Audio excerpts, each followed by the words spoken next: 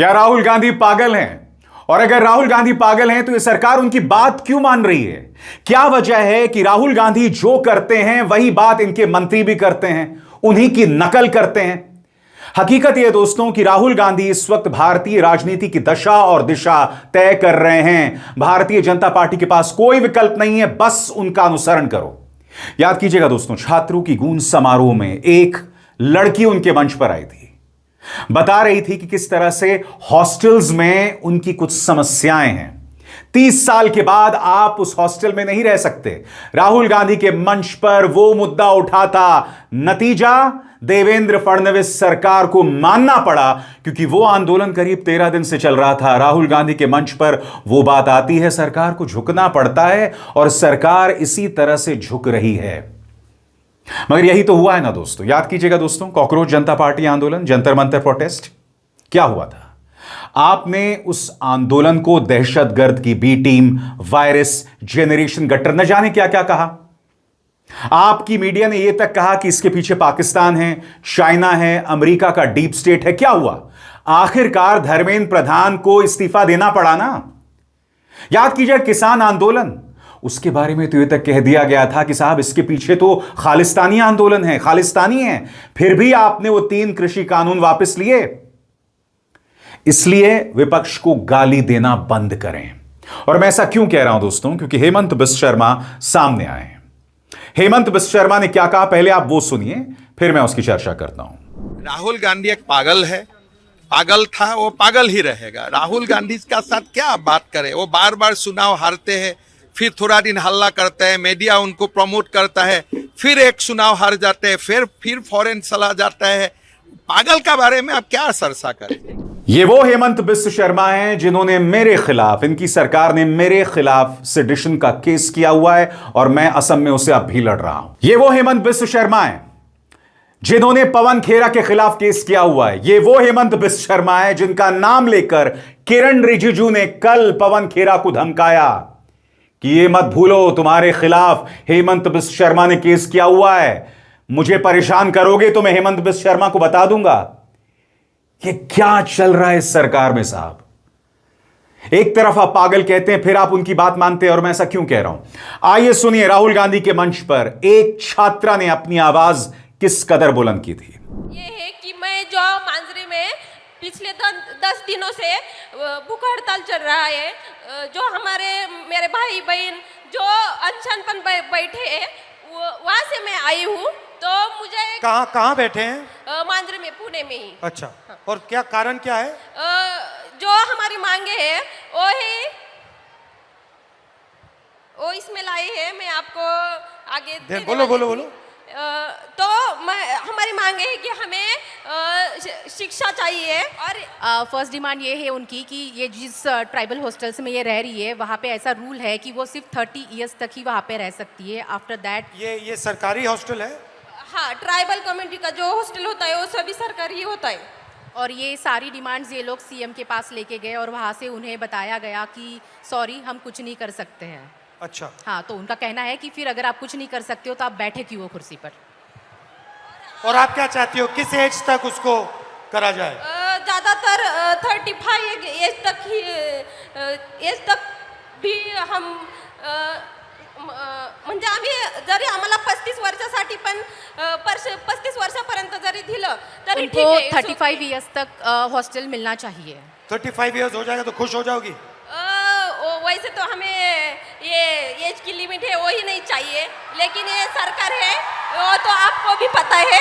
लेकिन हम ये चाहते कम से कम ये 35 एज तक भी आ पाए, इसलिए मैंने ऐसे बोला। लेकिन हम मुझे आप वहाँ इनवाइट क्यों नहीं कर देते? हमने मुझे वहाँ बुला लो, यस, मैं भी आ जाऊंगा, बैठ जाऊंगा आपके साथ। आम्हाला आवडेल तुम्ही तिथं आलेले, आणि आमच्या मुलांची देखील इच्छा आहे की तुम्ही तिथं यावं आणि आमच्या प्रश्नांवरती बोलावं आणि आमचे प्रश्न सोडवण्यासाठी प्रयत्न करावा। वो चाहती है कि आप वहाँ पे आए, वो खुशी खुशी आपको बुलाना चाहती है। मुझे बुला लो, मैं आ जाऊंगा। ठीक है, मैं थोड़ा दबाव और एक साथ डाल देंगे। तो मुद्दा आप समझ गए। अब मैं आपको बताता हूं राहुल गांधी के मंच पर इस लड़की ने अपनी आवाज क्या बुलंद की। देवेंद्र फडणवीस सरकार झुक गई है राहुल गांधी के सामने। या कम से कम उस मांग पर झुक गई है जिसको लेकर ये 13 दिन तक उदासीन बने हुए थे। मैं ये खबर आपको क्यों बता रहा हूं, क्योंकि इस देश में मजबूत मीडिया, मजबूत विपक्ष का होना जरूरी है। झुकती है दुनिया, झुकाने वाला चाहिए। यह वो सरकार है जो सवालों का जवाब नहीं देती, जिसकी कोई जवाबदेही नहीं है। मगर अब जब विपक्ष कड़े तेवर अपना रहा है तो इन्हें झुकना पड़ रहा है। बिहार के अंदर बहुत ज्यादा अहंकार आप नहीं देख रहे हैं, वरना अगर जंतर मंतर प्रोटेस्ट ना हुआ होता, जेन जी ने अपनी ताकत ना दिखाई होती, तब इनका अहंकार आसमान को पार कर चुका होता। खबर क्या है, किस तरह से देवेंद्र फडणवीस सरकार राहुल गांधी के सामने झुकी, ऑन योर स्क्रीन्स। महाराष्ट्र सरकार ने आदिवासी हॉस्टल में रहने के लिए 30 साल की उम्र सीमा खत्म कर दी है। आदिवासी विकास मंत्री अशोक उइके ने मंगलवार को बताया कि सीएम देवेंद्र फडणवीस की मंजूरी के बाद 14 अगस्त का सरकारी प्रस्ताव और उससे जुड़ा संशोधित नियम वापस ले लिया गया है। यह फैसला राहुल गांधी के पुणे में हुए छात्रों की गूंज कार्यक्रम के 3 दिन बाद आया। कार्यक्रम में एक छात्रा ने हॉस्टल के नए नियमों और दूसरी दिक्कतों का मुद्दा उठाया था। उसने लंबी छुट्टी के बाद हॉस्टल लौटने वाली छात्राओं से प्रेगनेंसी टेस्ट कराने के लिए मजबूर करने का आरोप लगाया था। महाराष्ट्र सरकार ने 5 अगस्त को आदिवासी हॉस्टल के लिए नए नियम लागू किए थे। इसमें हॉस्टल में रहने के लिए अधिकतम उम्र 26 साल तय की गई थी। बाद में 14 अगस्त को सरकार ने नियम बदलकर उम्र 26 से बढ़ाकर 30 साल कर दी। इसके बाद छात्रों का विरोध शुरू हुआ था और फिर राहुल गांधी मैदान में उतरे और उसका परिणाम आप देख रहे हैं। और इस राहुल गांधी को आप पागल कह रहे हैं। उस राहुल गांधी का असर मैं आपको बताता हूं क्या है। राहुल गांधी ने, याद है आपको इस वीडियो में, Rahul Gandhi by the way जो एक स्कूबा ड्राइविंग इंस्ट्रक्टर हैं, ट्रेंड स्कूबा डाइविंग इंस्ट्रक्टर हैं, उन्होंने यहां डाइविंग की थी। और डाइविंग कैसे की जाती है राहुल यहां दिखा रहे हैं।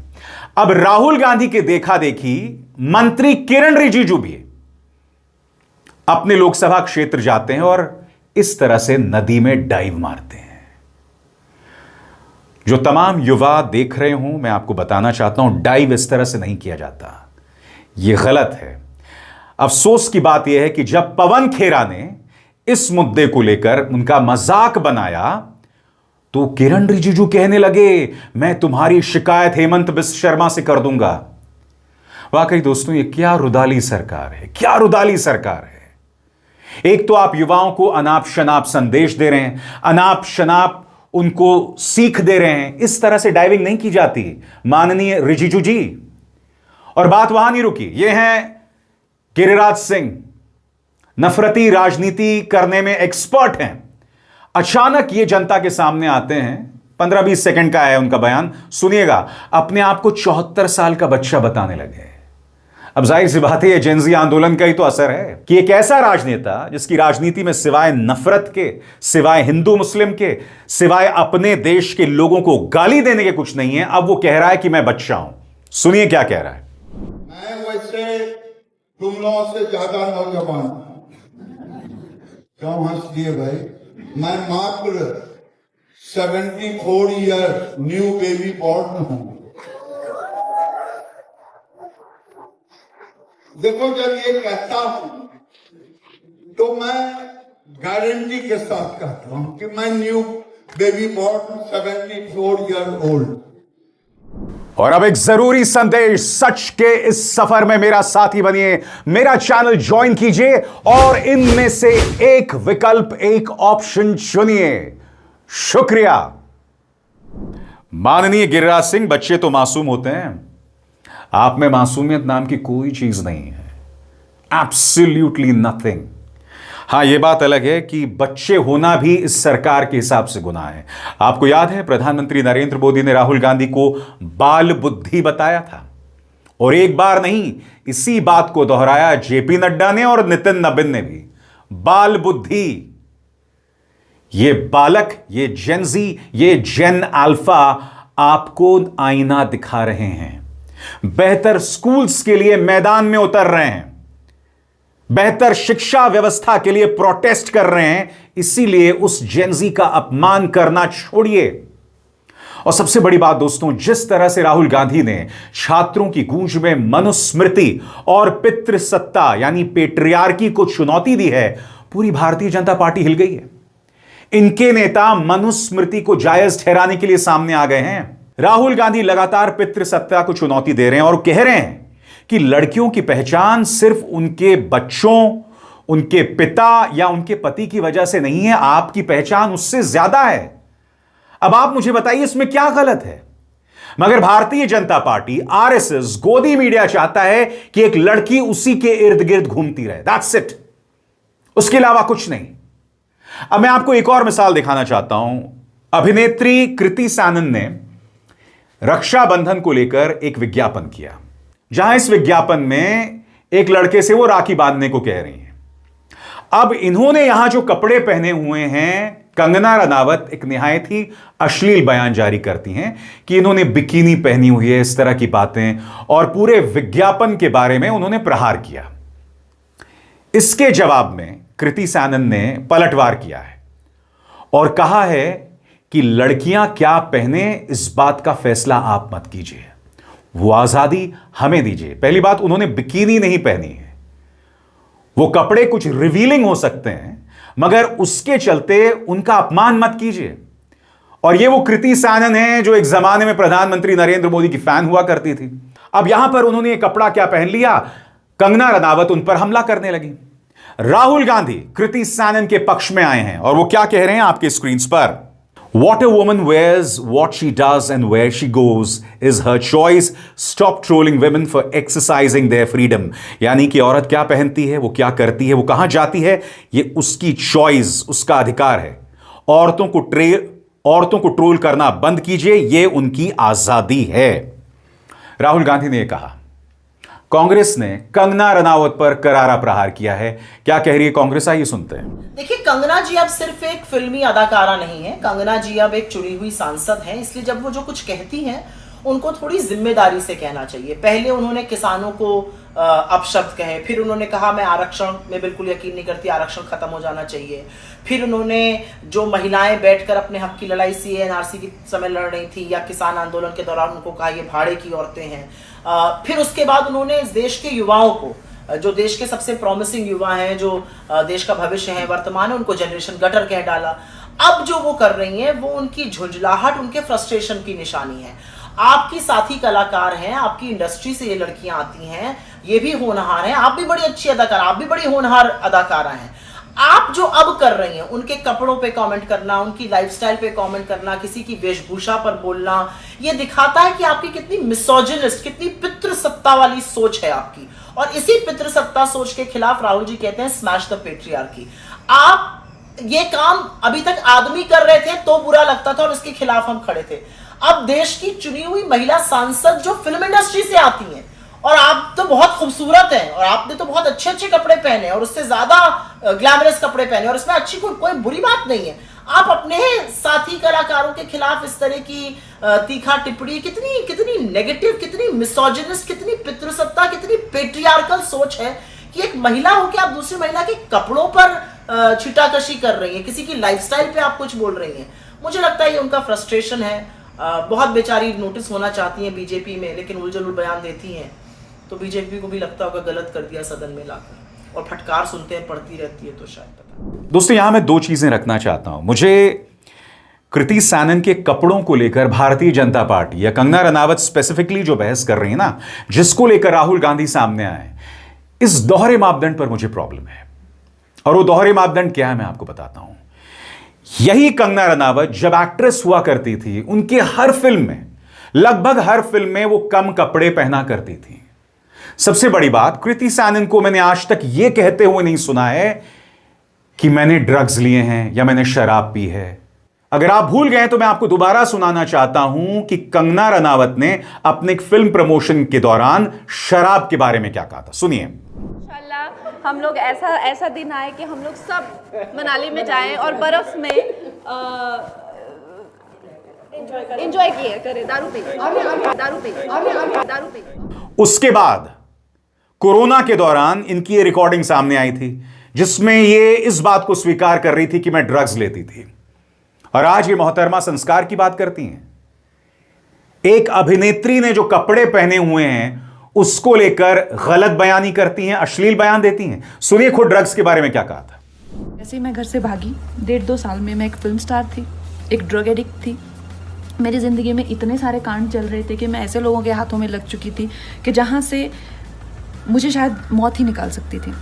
ये सब इतना सब डेंजर हो चुका था मेरी लाइफ में जब मैं टीनेजर ही थी अभी। सोच लो मैं कितनी खतरनाक हूँ। और आज ये संस्कार की देवी बन गई हैं, दूसरों को संस्कार बताती हैं, कृति सैनन के कपड़ों पर बयान देती हैं। और उससे भी बड़ी बात, क्या हो रहा था कांवड़ यात्रा के दौरान? देखिए किस तरह से लड़कियां नाच रही हैं। जिन लोगों का खून खौल रहा है कृति सैनन के कपड़े देखकर, इन कपड़ों के बारे में आपका क्या कहना है? ये जो अश्लील नृत्य हमारे धर्म का अपमान करते हुए हो रहा है, मैं इसे अपने धर्म का अपमान मानता हूं, मैं इसे अपने भगवान शिव का अपमान मानता हूं। जिसका भी दिमाग ठीक है, जो सही मायनों में, जिसकी धर्म में आस्था है, उसे इस वीडियो पर प्रॉब्लम होगी। तुम्हें कृति सैनन के कपड़ों पर प्रॉब्लम है, तुम कंगना रनावत के वाहियात बयान का समर्थन कर सकते हो, मगर कांवड़ यात्रा में इस तरह का जो नृत्य हो रहा है इस पे तुम्हें कोई प्रॉब्लम नहीं है। Your double standards are really shocking है, और उसके अलावा कुछ नहीं। और मैं फिर कहना चाहता हूं, अगर राहुल गांधी पागल हैं तो बात क्यों मान रहे हो? अगर कॉकरोच जनता पार्टी देश विरोधी है तो बात क्यों मान रहे हो? अगर किसान खालिस्तानी है तो उसके सामने क्यों झुकते हो? दोगले हैं आप, डबल स्टैंडर्ड्स हैं आपके, हर गुजरते दिन के साथ आप एक्सपोज हो रहे हैं। अभिसार शर्मा को दीजिए इजाजत। नमस्कार।